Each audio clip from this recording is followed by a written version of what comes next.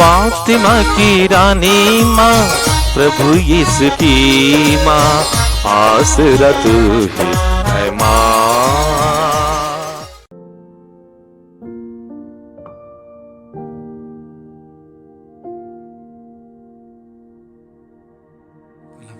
पहला पाठ नबी नहमिया का ग्रंथ, अध्याय 8, पद संख्याएं 2 से 6, 8 से 10 तक। पुरोहित एजरा सभा में संहिता का ग्रंथ ले आया। सभा में पुरुष, स्त्रियां और समझ सकने वाले बालक उपस्थित थे। यह 7वें मास का पहला दिन था। उसने सवेरे से लेकर दोपहर तक जल द्वार के सामने के चौक में स्त्री पुरुषों और समझ सकने वाले बालकों को ग्रंथ पढ़कर सुनाया। सब लोग संहिता का ग्रंथ ध्यान से सुनते रहे। शास्त्री एजरा विशेष रूप से तैयारी किए हुए लकड़ी के मंच पर खड़ा था।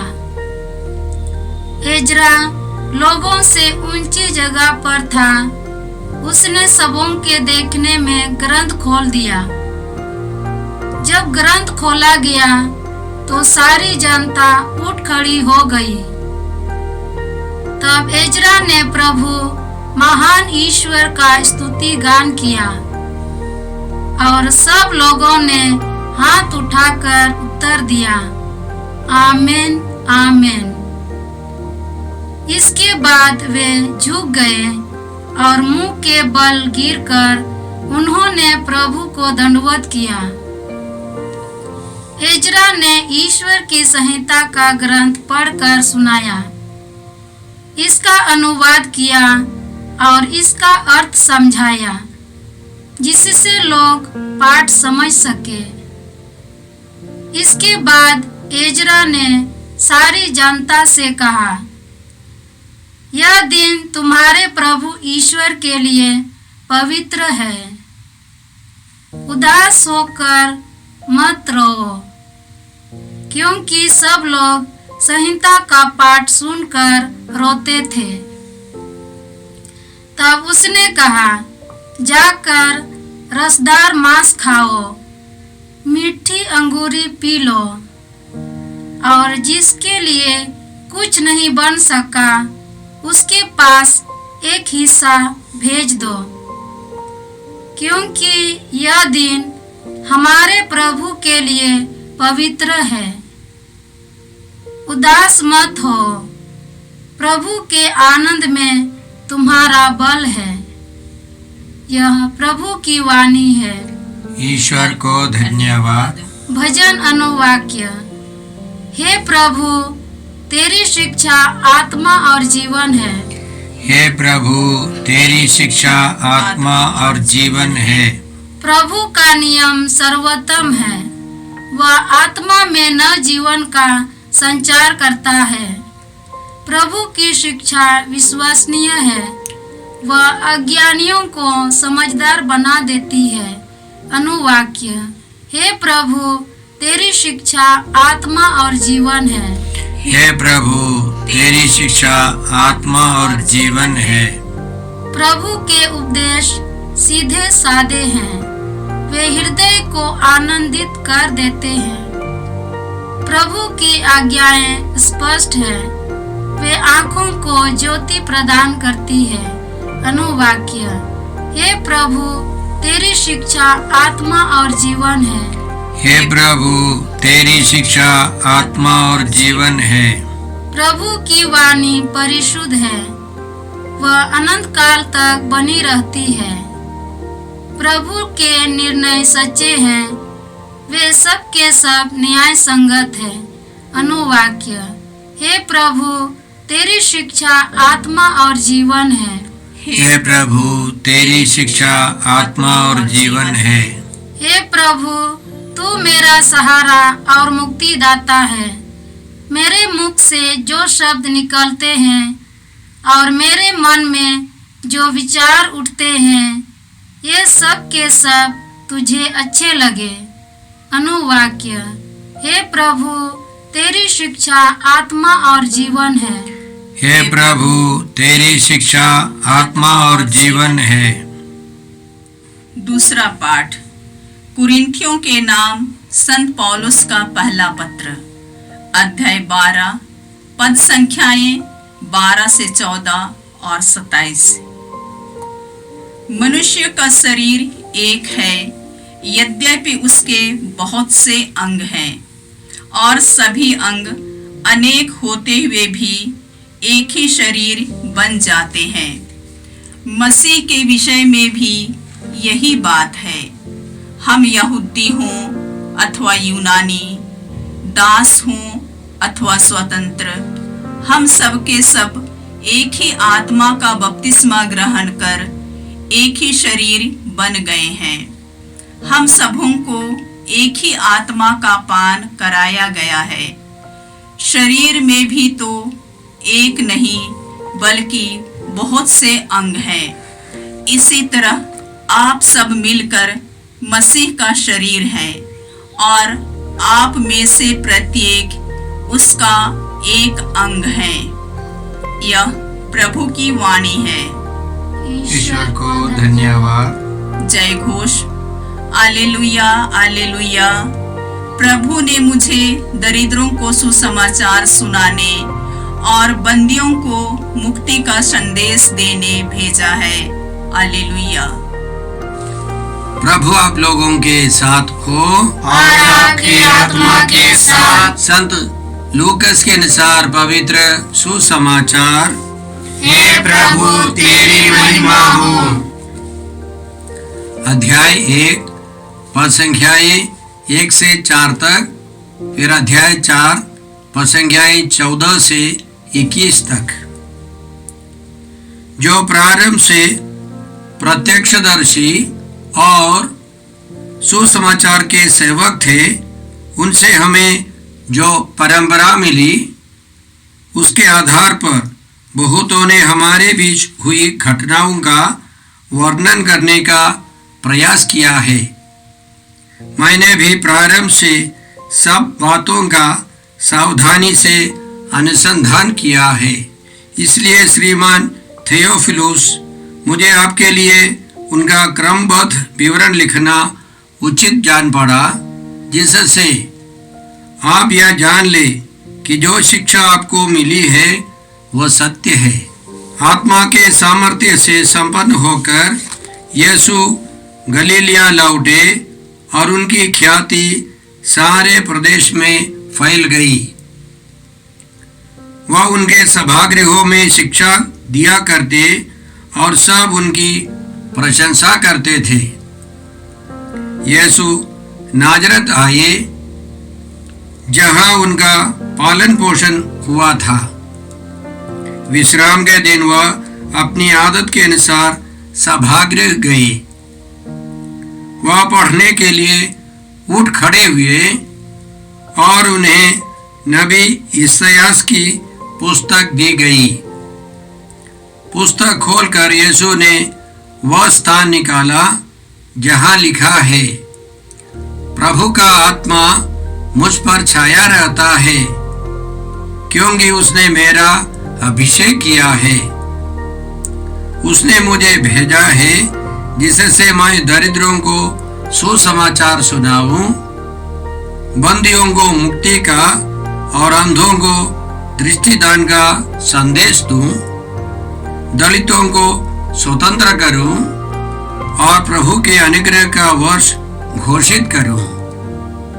यीशु ने पुस्तक बंद कर दी और वह उसे सेवक को देकर बैठ गई। सभागृह के सब लोगों की आंखें उन पर टिकी हुई थी। तब वह उनसे कहने लगे, धर्म ग्रंथ का यह कथन आज तुम लोगों के सामने पूरा हो गया है। प्रभु का सुसमाचार। हे क्रिस्त, तेरी स्तुति हो। जय यीशु क्रिस्त में प्रिय भाई और बहनों, आज हम लोग बाइबल संडे बाइबल रविवार मनाते हैं। वचन पर हमें विशेष ध्यान देना है। ईश्वर का वचन यीशु है। यीशु में सब कुछ पूरा हो गया है। पुराने व्यवस्था में जो कुछ लिखा गया है यह सब यीशु में पूरे हो गए हैं। उस संदर्भ से हमको आज के पाठों को, ईश्वर वचनों को समझना चाहिए। पहले पाठ में हम लोगों ने सुना नहम्याह के ग्रंथ से कि याजक और शास्त्री एजरा ने लोगों को संहिता का पाठ सुनाया। लिखा गया है यह 7वें मास का पहला दिन था। निर्वासित लोग लौट आए, यरूशलेम में आए और मंदिर का पुनरुद्धार हो गया है। वह विशेष दिन है। 7वें महीने का पहला दिन विशेष दिन है। वह तुरही का पर्व है। लेवी ग्रंथ अध्याय 23 में हम लोग इस प्रकार पढ़ते हैं, प्रभु ने मूसा से कहा, इस्राएलियों से कहो कि 7वें महीने का पहला दिन तुम्हारे लिए एक महाविश्राम दिवस होगा। तुम तुरही बजाकर उसे स्मरण दिवस घोषित करोगे और धर्म सभा का आयोजन करोगे। तुम उस दिन किसी भी प्रकार का काम नहीं करोगे और प्रभु को होम बलि चढ़ाओगे। तो जब एजरा ने लोगों को ईश्वर का वचन सुनाया, वह तुरही का पर्व था।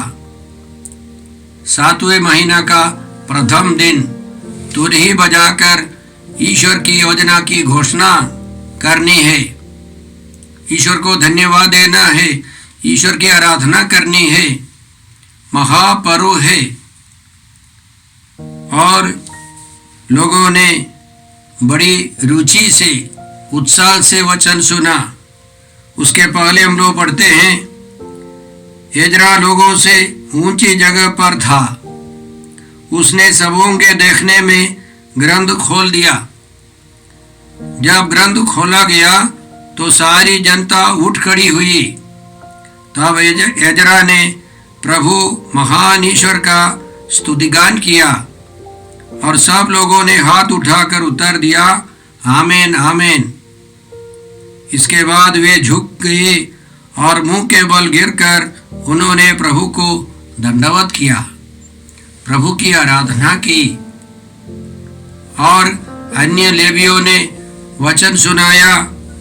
उन्होंने ईश्वर की संहिता ग्रंथ पढ़कर सुनाया, इसका अनुवाद किया और इसका अर्थ समझाया, जिससे लोग पाठ समझ सके।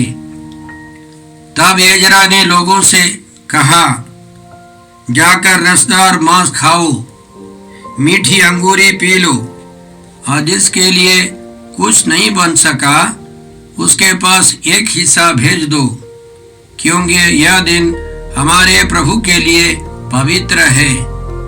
उदास मत हो, प्रभु के आनंद में तुम्हारा बल है। तो यह सब हम लोग सुनते हैं तो हमें मालूम हो जाता है कि यह सब यीशु में पूरा हुआ है। यीशु ने पवित्र मिसा की स्थापना की, जिसमें पहले भाग में वचन सुनते हैं, संहिता के पाठ होते हैं। ईश्वर का वचन हम लोग सुनकर अपने को तैयार करते हैं। फिर हम लोग रोटी और अंगूरी चढ़ाकर, दाखरस चढ़ाकर हम संस्कार में प्रभु यीशु को ग्रहण करते हैं और अंतिम में आशीर्वाद पाकर प्रभु के आनंद में हमारा बल है समझकर हम विदा कर लेते हैं। यह मिसा बलिदान का एक पूर्व सूचना है। इसके अलावा हम जानते हैं कि यह पर्व जो है यह ईश्वर की योजना की पूर्ति का एक पर्व है। हम लोग प्रकाशना ग्रंथ अध्याय 19 पद संख्या 9 में इस प्रकार पढ़ते हैं, स्वर्गदूत ने मुझसे कहा, यह लिखो, धन्य है वे जो मेमने के विवाह भोज में निमंत्रित हैं। और उसने मुझसे कहा, यही ईश्वर के शब्द है। तो यह एक नए आकाश, एक नई पृथ्वी की तैयारी है। यह पर्व उस पर्व के लिए है जो स्वर्ग में हम लोग जाने की तैयारी में, स्वर्ग में मेमने के विवाह भोज में हम शामिल होते हैं। वह इस दुनिया में मिसा बलिदान है। इसलिए आज के दिन हम लोग विशेष रूप से प्रार्थना करें कि हम लोग मिसा बलिदान में योग्य रीति से भाग ले। उसके प्रथम भाग में हम ईश्वर के वचनों पर मनन करते हैं, हम ईश्वर की आराधना करते हैं, हम इस महापर्व के लिए धन्यवाद देते हैं। आज के दूसरे पाठ में संत पौलुस कुरिन्थियों के नाम पहले पत्र अध्याय 12 में हमको समझाते हैं कि हमारे शरीर में बहुत अंग होते हैं, फिर भी वे सब मिलकर एक शरीर बन जाता है। यीशु मसीह और हमारे जीवन में भी इसी तरह है। यीशु मसीह के विषय में भी यही बात है। हम यहूदी हो या यूनानी, दास हो या स्वतंत्र, हम सब के सब एक ही आत्मा का बपतिस्मा ग्रहण कर हम एक शरीर बन गए हैं। हम सबों को एक ही आत्मा का पान कराया है। हमारे शरीर में बहुत सारे अंग हैं, फिर भी हम लोग एक शरीर बन जाते हैं। हम एक ही शरीर के, यीशु मसीह के शरीर के अंग हैं। एक बहुत बड़ा रहस्य है। जिसने बपतिस्मा ग्रहण किया है, जिसने दृढ़ीकरण संस्कार ग्रहण किया है, जिसने संस्कारों को ले लिया है, वे सब यीशु मसीह के अभिन्न अंग बन जाते हैं। हम सब मिलकर एक कलीसिया बन जाते हैं। उस कलीसिया में अनेक अंग होते हैं। कलीसिया यीशु मसीह का शरीर है। जैसे हम लोगों ने पहले पाठ में सुना है कि उन लोगों ने, इस्राएली लोग बाबुल से वापस आकर उन्होंने वचन सुना। वे आनंद के साथ रसदार मांस खाया और उन्होंने अंगूरी पी ली। वह सब परम प्रसाद का प्रतीक था, मिसा बलिदान का प्रतीक था। और उसके द्वारा हम सब यीशु मसीह के शरीर के एक एक हिस्सा बन जाते हैं। इसके लिए हम प्रभु को धन्यवाद देते हैं। आज का सुसमाचार संत लूकस के सुसमाचार से है। इसमें 2 हिस्से हैं। पहले भाग में संत लूकस अपने सुसमाचार लिखने का कारण बताते हैं। दूसरे हिस्से में यीशु के बारे में है। संत लूकस सीरिया की राजधानी अंताकिया के निवासी थे। वे गैर यहूदी थे। वे एक डॉक्टर थे, पढ़े लिखे व्यक्ति थे, यूनानी भाषा में निपुण थे और उन्होंने संत पौलुस का इलाज किया और पौलुस ने उनको सुसमाचार सुनाया और वे पौलुस के शिष्य बने।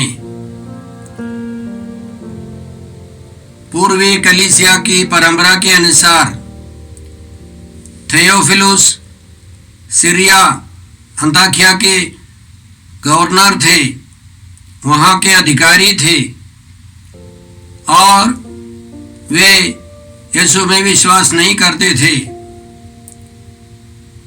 उसका बेटा बीमार पड़ गया और उन दिनों उन्होंने पेतरुस को जेल में डाल दिया था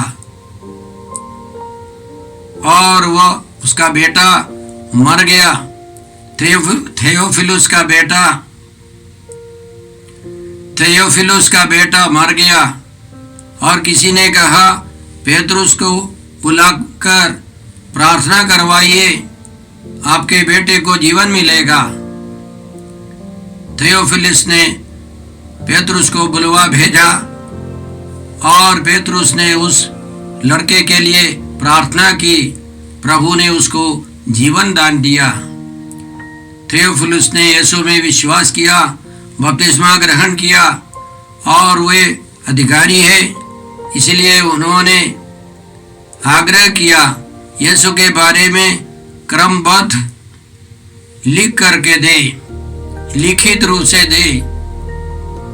तो उस जमाने में सबसे मशहूर पढ़े लिखे व्यक्तियों में लूकस एक व्यक्ति थे और उनसे लोगों ने आग्रह किया और उन्होंने अनुसंधान करके लिखा ताकि थियोफिलुस और अन्य अनेक लोग, विशेषकर गैर यहूदी पढ़े लिखे और सभी तरह के लोग जान जाए आपको जो शिक्षा मिली है वो सत्य है।